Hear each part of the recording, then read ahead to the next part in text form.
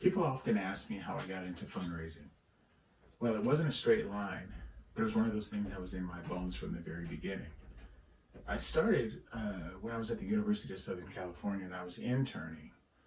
And I remember asking my boss at the time if he would develop a scholarship in his father's name and give it to the university for the tune of about $5,000. And this was back in 1995. And I really didn't know what I was doing, and I don't even know why I did it, but I just decided to do it. And the university was actually stunned, excited about it, and very happy. And in fact, so much so they sort of made it one of those reoccurring scholarships.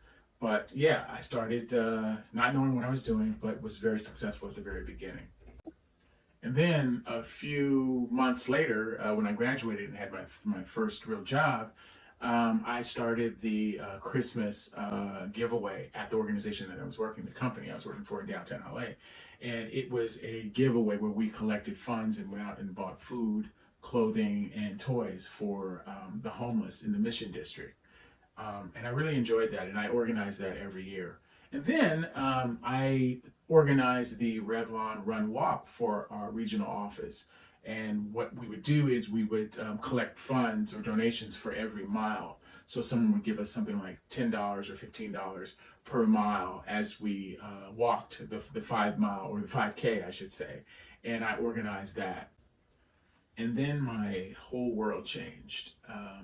My wife was diagnosed with leukemia, and that changed everything because it caused me to ask myself, what is that dash going to mean in the middle of my birth date and my death date?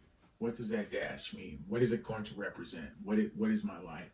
Is it going to be that I sold a lot of insurance or reinsurance? Is that what it's going to be? So it really caused me to start searching and seeking what my purpose was.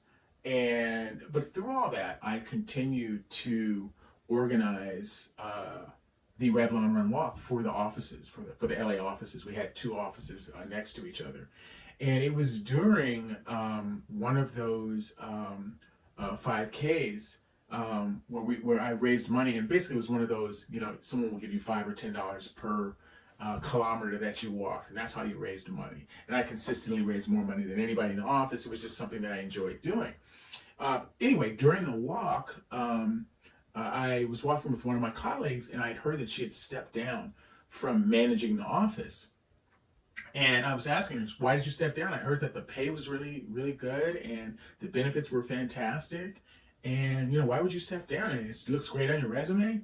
And she said to me, she said, I was tired of being everyone's mother. Like I was, constantly telling this person to stop doing that, leave him alone, give that back to him. And I didn't like the long hours, she said. She said, lots of late nights, coming in on the weekends to get stuff done for Monday. She said it was just more than what I wanted. And I remember responding to her saying, they couldn't pay me to come in on the weekends. That's one thing I won't do. I will not work on the weekends. And another one of my colleagues was walking next to me and, kind of bleary eyed. Like I said, it was 4:30, or I'm sorry, 5:30 in the morning. And she looks at me and she says, well, Paul, that's interesting because you're here right now at 5:30 in the morning and no one's paying you anything. And that caused me to take a step back. And I was like, wow, that's true. I'm telling this young lady that I wouldn't be paid quite a bit of money, but yet I'm doing this for free. I'm raising money for a cause I believe in for free. That really, shook me up a little bit. And I was telling another person this same story, and they explained to me, they said, hey, UCLA and their extension program, they have a certificate in fundraising. My friend is going through it right now. You should check it out. I said, really? I was stunned. I'm like, really? They have something like that? And so I signed up for, I looked through the catalog, and I have to tell you, I was super excited. It was one of those things that, wow, this might be pretty nice. Might really fit me nicely, because I was still thinking about what is that dash going to be between my birth date and my death date. And so I signed up, and beautiful UCLA campus. So I was happy to be there. It was at night. It was one of those nice classes.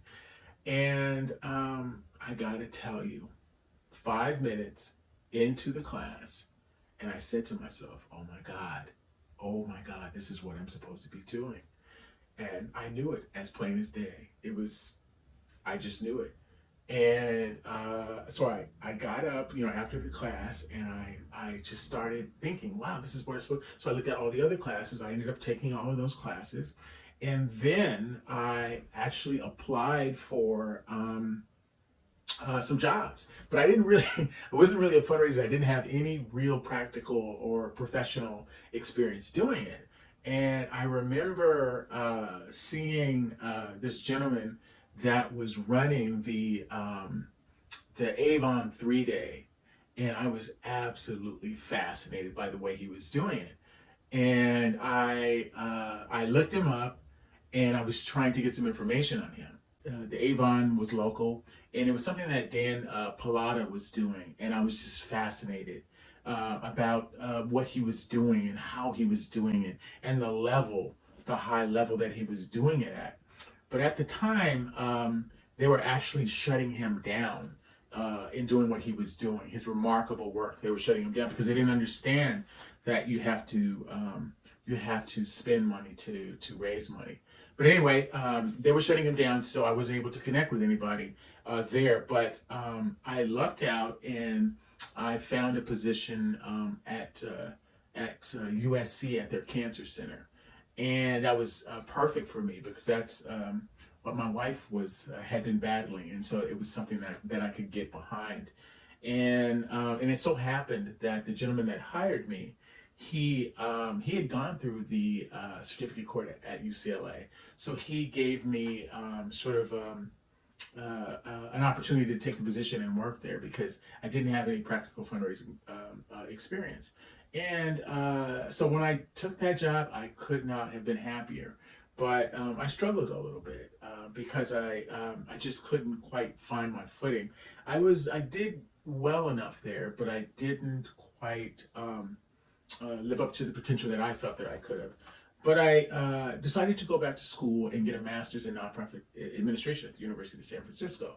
And so I ended up taking a position at the Alzheimer's Association up in Northern California, which was a great opportunity and a great organization with a great cause. Just like you said, USC, fantastic cause.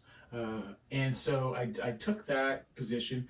Didn't quite live up to my potential as well, but did enough, good enough to, but I was still not finding my groove yet. So I moved back down to LA with the American Heart Association and worked with them and still didn't quite find my groove. And so I was still I knew I was supposed to be doing this, but I wasn't hitting my big stride yet. So I thought I'd become a consultant. So I consulted with a consulting firm. Once again, I still didn't quite hit what I thought was my potential of what I was capable of doing. And so someone told me about a position over at this school in South Los Angeles that helped underserved students. And when I was in high school, I was a horrible student. I was a horrible student. All I did was play sports and look at girls and things like that. And so I could kind of identify, because when I went back to college, I really had to struggle because I didn't do well in high school. So I struggled a little bit. It did well, but I struggled. And so I felt that I could connect to these students, and many of them looked like me. At the time, it was about 40% of the students were African American. The rest of the 60% were Latino American. And so I said, oh, well, let me give it a shot. And I walk in, and it's a Catholic school, and I walk in, and I'm agnostic. So I'm like, this might not work.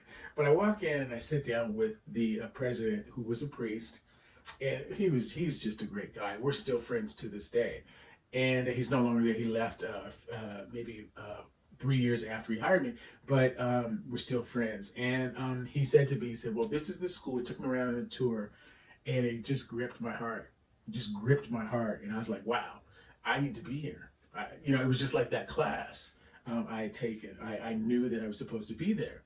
And the interesting thing was he couldn't afford me. I was making, pretty good money as a consultant.